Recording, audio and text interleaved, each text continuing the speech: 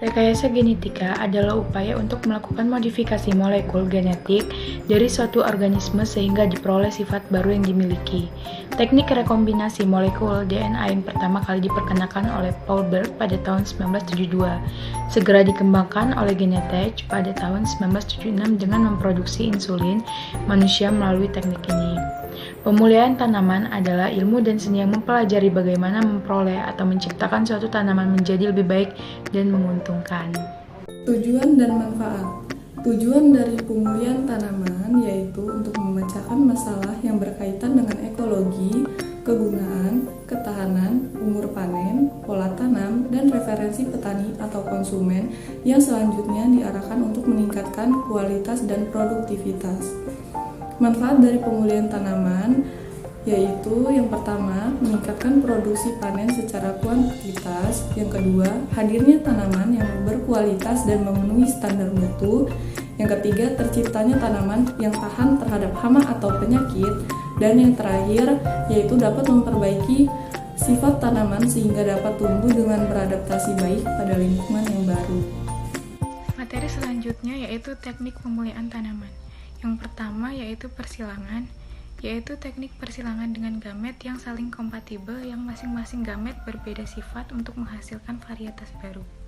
Yang kedua yaitu poliploidi, yaitu teknik untuk menggandakan jumlah kromosom yang dapat mempengaruhi fertilitas tanaman.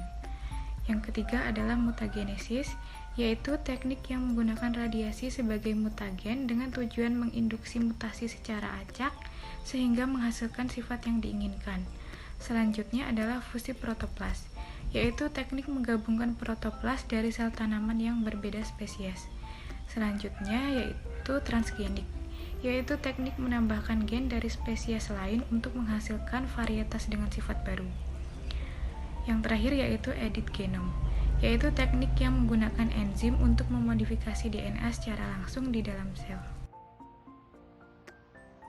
Baik, selanjutnya yaitu kelebihan dari pemulihan tanaman. Yang pertama, dapat meningkatkan produksi panen secara kuantitas dengan menghadirkan tanaman yang berkualitas tinggi dan memiliki standar mutu.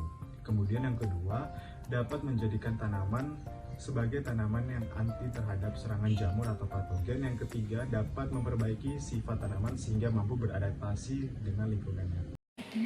Kekurangan pemulihan tanaman. 1. Kurangnya sumber daya manusia. Hal ini dikarenakan tidak banyaknya sumber daya manusia yang memiliki kompetensi di bidang pemulihan tanaman. 2. Peralatan yang terbatas. Akibat banyaknya tahapan yang perlu dilaksanakan, maka kebutuhan akan peralatan pendukung pun kian meningkat. 3. Dana yang terbatas. Untuk memenuhi peralatan yang dibutuhkan diperlukan dana yang cukup. 4. Akses pustaka yang minim. 5. Terbatasnya pemulihan molekuler. Pemulihan tanaman dapat dilakukan dengan cara perkawinan silang, radiasi, dan rekayasa genetika. Nah, berikut ini ada beberapa produk yang dihasilkan dari proses pemulihan tanaman. Yang pertama ada beberapa jenis padi seperti Sigadis, Bogowonto, Mahakam, Clara, Pelita 1, Pelita 2, Cisadane, Barito, C4, dan Tondano yang diperoleh dengan cara hibridisasi atau penyilangan. Yang kedua ada pepaya Kalina, merupakan jenis pepaya yang bisa menghasilkan buah pada usia relatif muda dan dengan tinggi tanaman yang pendek. Yang ketiga ada pepaya Carissia, merupakan salah satu penemuan dari Prof. Sriani Supriyati yang terkenal di pasaran dengan nama papaya Havana atau Hawaii. Selanjutnya yang keenam yaitu proses pemulihan tanaman. Sebelum melakukan pemulihan tanaman, hal yang perlu dilakukan adalah sebagai berikut. Yang pertama, mengoleksi bahan baku dasar pemulihan, yakni plasma nutfah.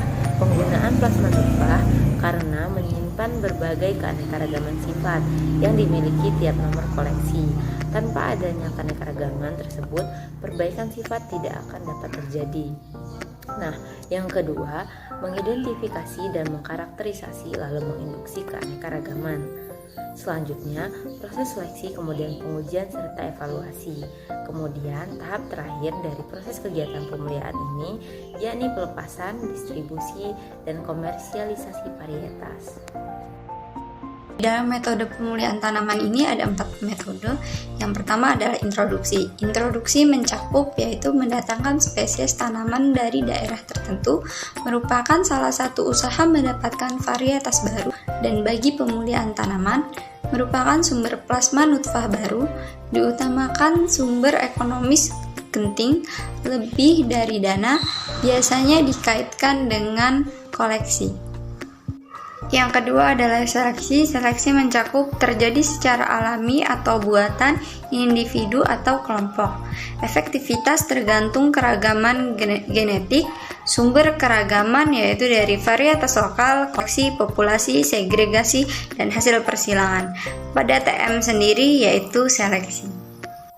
Yang ketiga adalah massa dan murni, mencakup hibridasi atau persilangan untuk menggabungkan sifat dari sepasang atau lebih tetua, diawali dengan pemilihan tetua, didasarkan atas 7 programnya. Persilangan yaitu keragaman genetik, sepasang tetua, lebih sepasang tetua, persilangan campuran. Keempat adalah seleksi hasil hibridasi dengan. Di dalam seleksi ini terdapat 4 poin. Yang pertama adalah metode silsilah atau pedigre. Yang kedua adalah metode curah atau bulk. Selanjutnya yaitu ada dampak pada pemulihan tanaman. Berikut adalah dampaknya. Yang pertama yaitu adanya penyempitan keanekaragaman genetik. Yang kedua yaitu dekatnya keragaman genetik tanaman yang dibudidayakan. Yang ketiga yaitu tanaman lebih mudah terserang hama dan penyakit yang dikarenakan oleh organisme pengganggu. Dan yang keempat yaitu bertambah tinggi plastisisitas fenotipiknya daripada tanaman yang dibudidaya. Yang kelima yaitu adanya beberapa wabah luhur seperti hawar kentang, hawar jagung, dan tungro pada padi. Yang keenam yaitu kompensasi penurunan sejumlah kandungan gizi, dampak fokus diberikan kepada hasil. Dan yang terakhir yaitu stagnasi dalam program pemulihan.